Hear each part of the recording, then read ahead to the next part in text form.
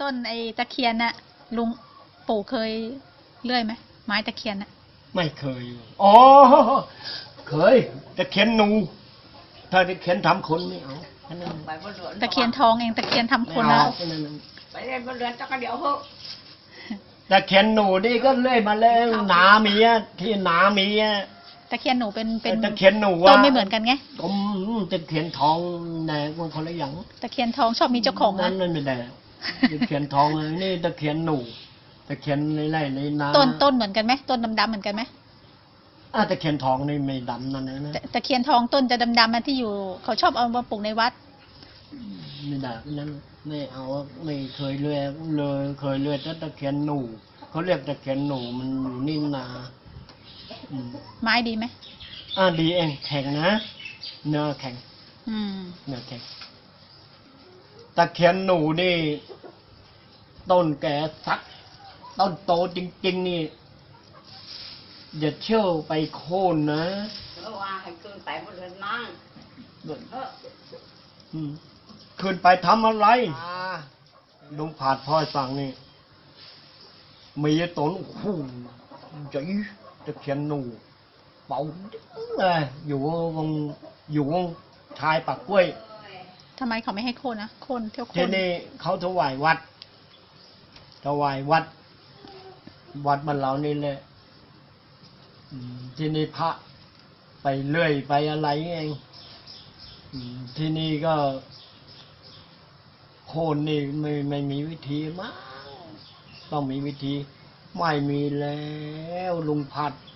เจ้าของที่พัดตายเลยพ่อยสั่งนี่เองทำไม่มีแล้ว เขาทำเอาก็ว่า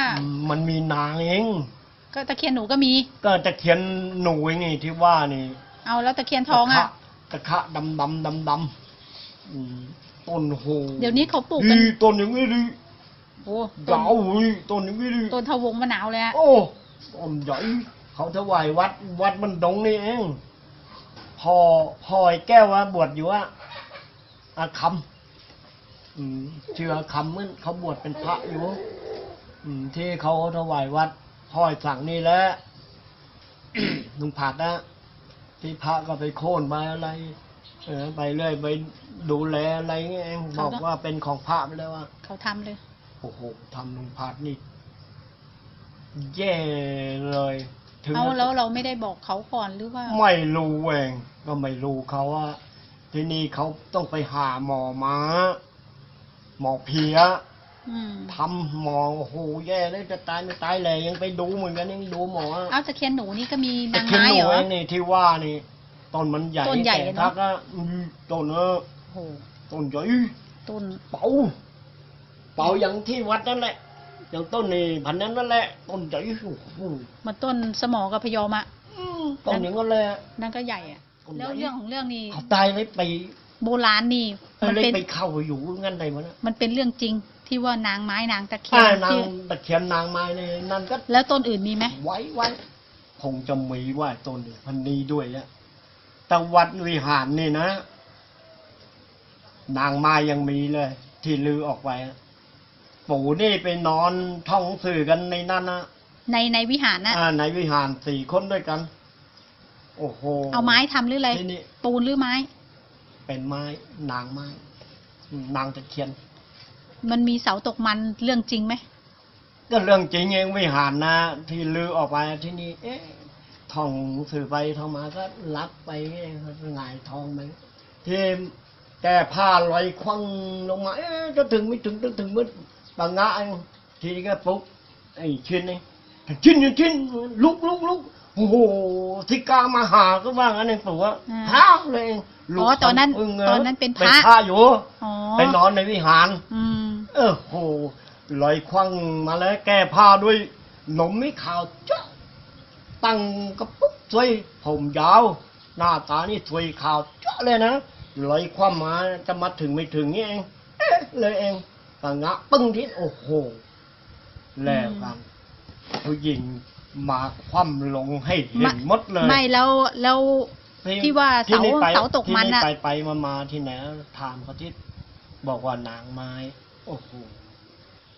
แล้วมีไม้อื่นบ้างไหมที่มีนางไม้อะ หนังไม้นี่ก็พวกหนังตะเคียนไอ้พวกไม้ที่เราตกมันไอ้พวกไม้แดงนี่ก็มีนะ ว่าประดูนี่ไม่รู้ถ้าไม้แดงนี่มี นางไม้อะ มีหนังไม้นี่ไม้ประดูแล้วตะเคียนหนูตะเคียนทอง ประดูมีหรือ มีประดูมี ไม้แดงมี ประดูนี่ไม่รู้ อ๋อไม่ใช่ประดู ไม้แดงก่อน พูดผิด ไม้แดง ไม้แดง มี ต้นใหญ่ๆมี ดีปู่จะเล่าให้ฟัง ถ้าพูดว่าโค่นตูมลงไปนี่นะเขาห้ามเดินไต่ขึ้นไป เราจะต้องบอกเขาไปตัดยอดอะไรกระทุนแท้มาปักต่อเลย เอานี่ขอนะ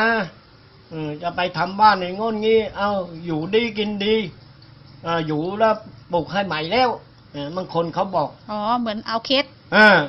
ที่นี่เราก็เสียบต่อไว้ ว่าห้ามไต่ ห้ามไต่ไอ้ที่ท่อนที่เราโค่นอะเหมือนข้ามเขา อย่าไปไต่ขอเขาแล้วนี่จนต่อแล้วตัดไปแล้วก็ไม่เป็นไรแล้ว อ๋อถ้ายังไม่ตัดปลายห้ามขึ้นไปเหยียบ ห้ามขึ้น แล้วห้ามไปเหยียบต่อเขาด้วยเพราะยังไม่ได้ปลูกไปเขา เรื่องคือว่าถ้ามันค้างแล้วขึ้นต้นไปเขาไม่ให้ขึ้น ที่นี่ว่าหมอกขึ้นไปก็ จะไปฟันยอด กับฟัน เพราะว่าค้างกิ่ง ใช่ นี่เพราะนั้นนะ ใช่ ไม้ไผ่ จ้า ทีนี้ก็ไปมาก็เอาลงไม่ได้ หาว่าไม่ดี เป็นโน่นเป็นนี่ไปเลย ที่นี่พอดีเข้าหาหมอไปเจาะเอ็นเอาหินถ่วงหรือไงไม่รู้ เลยพอดีเดินไม่ได้เลยนะตะง่อยที่เขาเรียกตะง่อย อ๋อ เลย ถ้า ปวินก็ทิ้งไปเลย ถ้า ไม้นั่นไม่เอากันเลย ถ้าโค่นแล้วแบบว่า มันไปค้าง ไปค้างปุ๊บเหมือนกับว่าเราทำไม่เต็มสูตรอะก็เลยไม่เอา ถือว่าไม้ไม่ดี ไม่ดี แต่แล้ว ตะง่อยเป็นต่างๆนานาไปเลยนะ แล้วก็ไปขึ้นไปตัดยอดก็ไม่ได้ ไม่ได้แล้ว เขาไม่ให้เหยียบ ไปขึ้นหาไงแล้วไปค้างไงจะไปตัดไงเดี๋ยวจะดิดล่วงตายหาอีก เขาก็ทำให้ เขาก็ไม่อยากได้เอง มันมีข้อเคล็ดข้อแมนเขาเอง แล้วจะได้เมื่อไหร่จนมันล่วงพื้น ถึงจะ ไม่ มาตัด เอาแล้วนั่นนะทิ้งเลยใครอยากได้นั่นก็ทุนแท้ถ้าเขาไม่งั้นก็ทิ้ง อ๋อคือว่า ใครอยากได้ก็เอาไปที่ไม่เอาแล้วเราไม่เอาเราค้างแล้วเราก็กลัวไปแล้วจะไปฝันไงตูมลงมาถึงดินไปก็ไม่เอาด้วยกันแล้ว อ๋อมีการตั้งร้านขึ้นไปด้วย ตั้งลานขึ้นกันนี่ ไม่เอา ด้วยแล้วเราระวังให้ดีด้วย แล้วไม่เอาตรงโคนเลยอะ มันไม่ได้ยังโคนละนี่เขาเรียกว่าโค่นช้างเอางา ต้องไปเอา ดู ข้าง มั บ น น นี่โค่นช้างเอางา เพราะว่าสวยทางบนทางล่างไม่สวยเงี้ย ข้างล่างไม่สวยขึ้นไปเอาข้างบนเลย ตั้งลานกันเลยบางคนอะโอ้โหไปเรื่อยโดนจะตกกันตายหาถ้าไม้ถีบนักตายเลยโอ้โหสมัยนั้นเล่นกัน แล้วก็ไม่ใช่เลื่อยยนต์นะ มันเป็นเลื่อยมืออะ เลื่อยพนันเงี้ยเนี่ย แล้วเมื่อไรจะขาดนะ โอ้โหไปโค่นกันจน แล้วยังไปโค่นในการตั้งนางร้านด้วยนะ ต่างร้าน คนแต่ก่อนถึงเก่งอะ แต่ก่อนนะเรื่องนั้นเองไม่เอา กว่าจะได้ แล้ว แต่ไม้มันเยอะเนาะแต่ก่อนเนาะ โง่มาคิดได้ฉลาดทีหลังทางนั้นก็ได้ไม้ดีๆเองยังไม้กองไม้เชือกเนี่ยเป่าซุยโอ้โหยังดีจะมาเอาทำใบหรือจะท